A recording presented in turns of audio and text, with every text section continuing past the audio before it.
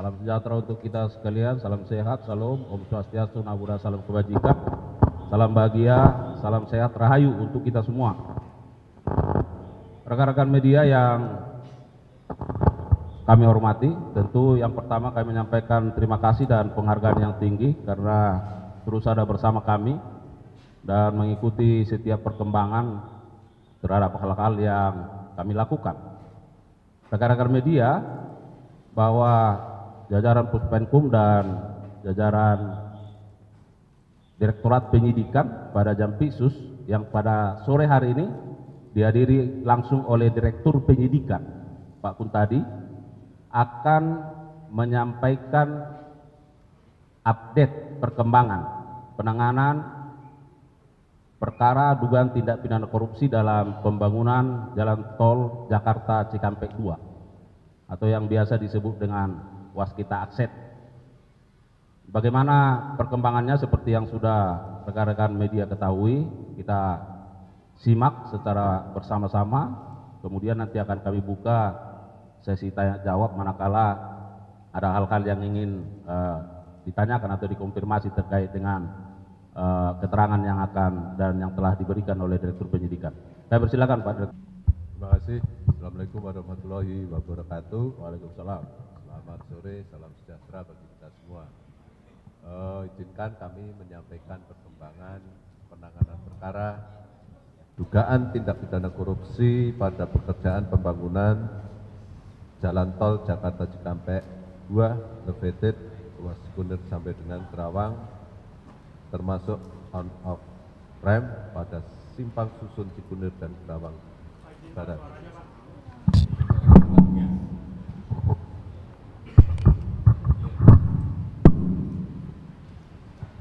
Oke, kita lanjutkan. Sebagaimana kita ketahui, dalam perkara ini 4 orang terdakwa telah dipidana terbukti melakukan tindak pidana korupsi dan rata-rata dikenakan hukuman 3 tahun dan 4 tahun. Ya.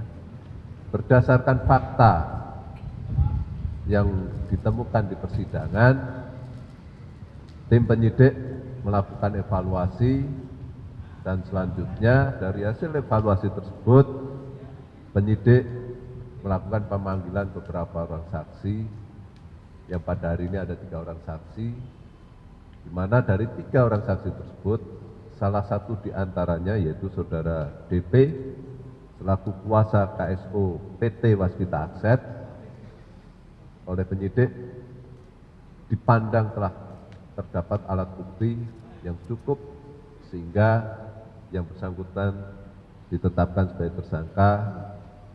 Dan untuk kepentingan penyidikan, yang bersangkutan selanjutnya dilakukan penahanan di Rutan Salemba Cabang Kejaksaan Agung untuk 20 hari ke depan. Tentunya setelah dilakukan pemeriksaan kesehatan oleh dokter dan dinyatakan sehat oleh dokter. Adapun kasus posisi yang dilakukan oleh yang bersangkutan yaitu bahwa diawali adanya kerjasama antara PT JJC dengan PT BPJT dalam rangka untuk pengusahaan jalan tol BPJT dengan nilai sebesar 16 triliun 233 miliar 409 juta rupiah, di mana di dalam pelaksanaan perjanjian tersebut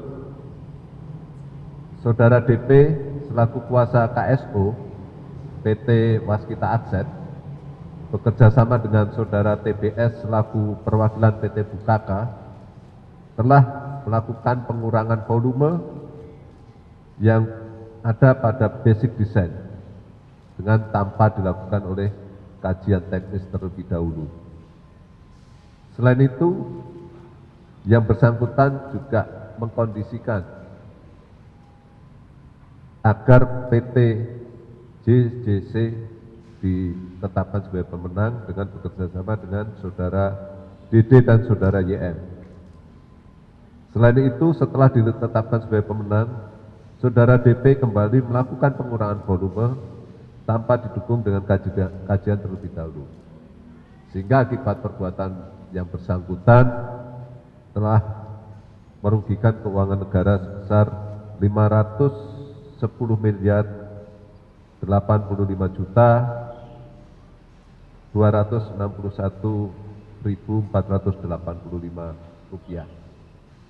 Perbuatan tersangka diduga telah melanggar ketentuan pasal 2 ayat 1 pasal 3 junto pasal 18 Undang-Undang Pemberantasan Tindak Pidana Korupsi junto pasal 55 ayat 1 ke 1 KUHP.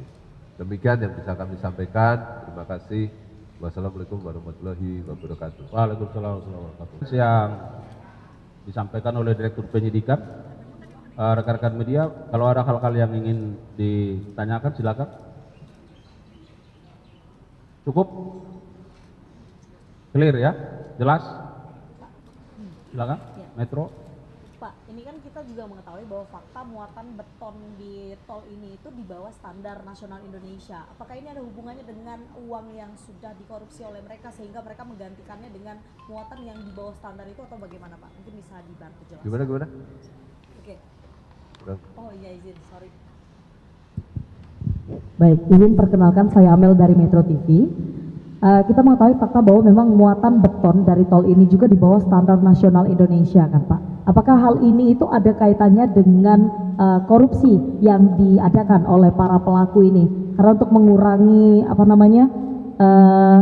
anggaran itu mereka membuat tol dengan kualitas tidak standar nasional Indonesia itu atau bagaimana? Mungkin bisa dibantu jelaskan Pak. Terima kasih. Ya, kaitannya dengan pengurangan beton yang ada yang terpasang, gitu. Sehingga dengan adanya pengurangan tersebut terdapat selisih biaya yang dikeluarkan. Itulah kerugian negara yang ditanggung akibat perbuatan para tersangka. Baik, ada yang lain? Terima kasih. Dua, Pak izin sekalian Pak. Gak apa-apa, salah satu. Oh satu-satu. saksi namanya kita sampaikan ya, belum tercatat. Jadi dari 3 saksi tadi yang dipanggil, 1 ditetapkan tersangka. Nanti nama 2 saksi itu akan disampaikan. Secara tertulis ya. Untuk perkara yang sedang berjalan di pengadilan, informasi dari jaksa penuntut umum menyatakan banding. Ya, bagaimana dan tindak lanjutnya seperti apa nanti kita tunggu. Ya. Saya kira cukup ya. Dari iNews TV, ini terkait dengan kasus korupsi timah, yang mana kita tahu bahwa kemarin pelimpahan berkas dari Harvey sudah diserahkan begitu ya. Terima kasih. Terima kasih. Untuk penyelesaian berkas tersangka yang lain saat ini sedang berjalan, ya. Tentunya kami tetap akan mengupayakan secepat-cepatnya, mengingat masa tahanan juga akan berakhir. Yang jelas kami sedang berusaha supaya ya 1-2 minggu ini bisa kami selesaikan dan bisa kami serahkan ke tahap penuntutan. Mungkin demikian. Jelas ya?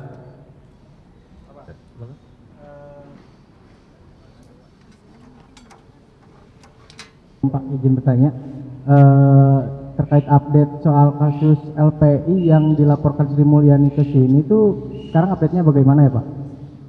Ya paling itu. Terus soal Henry Lee sekarang kondisinya apakah sudah ditahan atau masih sakit atau gimana Pak? Terima kasih. Terima kasih. Terkait dengan penyidikan kasus LPEI yang laporannya diserahkan oleh Menteri Keuangan, ada 11 yang karena ada irisan penyidikan yang dilakukan oleh KPK akan segera kita serahkan ke pihak KPK karena penyidikannya terlebih dahulu dilakukan oleh KPK. Sementara untuk yang lain sedang kami dalami, karena kita ketahui LPEI ini bukan hanya 11, tapi tentu saja langkah-langkahnya, tahapannya juga sedang kita pelajari. Ya, Demikian. Terkait dengan HL, kami masih melakukan upaya untuk bisa melakukan pemeriksaan kepada yang bersangkutan, dan langkah-langkah apa yang sedang kami lakukan tentu saja karena itu untuk kepentingan penyidikan tidak bisa kami sampaikan di forum ini. Demikian. Pak, saya Cindy dari Kompas TV. Ada beberapa. Yang pertama soal penarikan 10 jaksa dari KPK, Pak. Kalau dari Kejaksaan Agung, alasannya apa, pertimbangannya apa? Kemudian juga kan yang kedua, informasi ada Ujang Iskandar juga diperiksa, Pak. Itu pemeriksaannya terkait apa? Sama satu lagi, Pak, soal kasus Ronald Tanur, kan kemarin sudah resmi mengajukan kasasi. Artinya langkah yang disiapkan oleh dari Kejaksaan sejauh ini apalagi, Pak, ke depannya? Nah, baik. Pemanggilan kembali ya, saya tidak mau menggunakan kata penarikan ya. Pemanggilan kembali jaksa yang ada di KPK ada 10 orang, kita tegaskan tidak berkaitan dengan penanganan perkara, tapi karena lebih pada proses penyegaran. Jadi 10 jaksa itu sudah bertugas kira-kira 10 sampai 12 tahun. Nah itu, jadi tentu nanti akan ada koordinasi kepegawaian dari kita dengan KPK, dan itu akan berproses termasuk proses penggantinya ya, nanti kita tunggu update-nya. Yang kedua Soal Ujang Iskandar, Pak. ya, Ujang Iskandar saya kira itu otoritasnya ada di Kejaksaan Tinggi Kalimantan Tengah ya. Nah, karena penyidiknya dari Kejaksaan Tinggi Kalimantan Tengah ya. Saya kira update-nya sudah selalu mereka sampaikan ya. Kemudian yang ketiga terkait dengan putusan bebas Ronald Tanur, kami sudah sampaikan bahwa dengan ditandatanganinya akte pernyataan kasasi ya, maka ada waktu 14 hari yang diberikan oleh hukum acara kepada jaksa penuntut umum untuk mempersiapkan memori kasasinya. Dan sekarang di Kejari sudah ada tim yang diasistensi oleh Kejaksaan Tinggi Jawa Timur, dan tim ini akan terus setelah melakukan inventarisasi terhadap fakta-fakta persidangan, mempelajari berkas perkara, kemudian menganalisa salinan putusan, maka dalam waktunya akan disusun memori kasasi yang akan disampaikan kepada Mahkamah Agung melalui Pengadilan Negeri Surabaya. Saya kira begitu.